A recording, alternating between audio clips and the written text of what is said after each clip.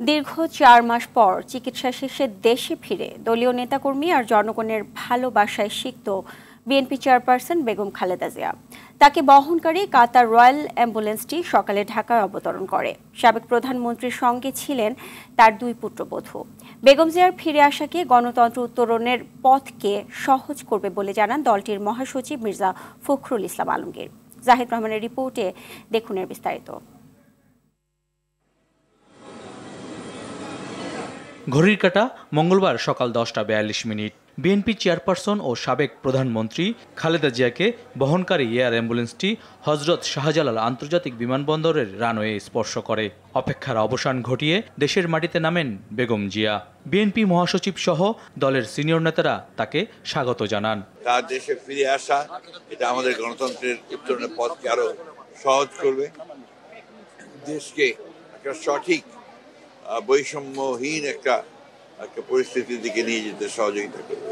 আমরা দেশনেত্রী বেগম খালেদা জিয়ার যে মনোবল দেখেছি, আমার বিশ্বাস তার নেতৃত্বে আমরা বিএনপি দেশের মানুষ সবাই ঐক্যবদ্ধ রয়েছি। দেশে একটা স্বাভাবিক রাজনীতি থাকবে, দেশে একটা গণতান্ত্রিক সরকার প্রতিষ্ঠিত হবে, জনগণের সরকার প্রতিষ্ঠিত হবে।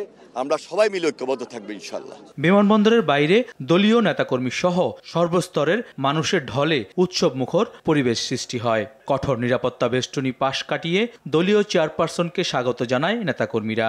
বিমানবন্দর থেকে গুলশানের বাসভবন ফিরোজা পর্যন্ত ফুল, ব্যানার, প্ল্যাকার্ড, দলীয় ও জাতীয় পতাকা হাতে কর্মীরা স্লোগানে ছিল মুখরিত।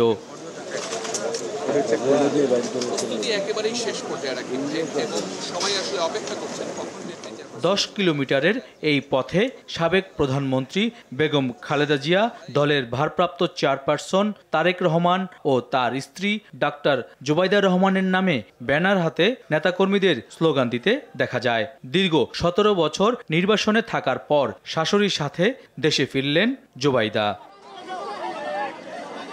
সাবেক প্রধানমন্ত্রীকে স্বাগত জানাতে গুলশানের ফিরোজায়ও জড়ো হয়েছে হাজারো জনতা।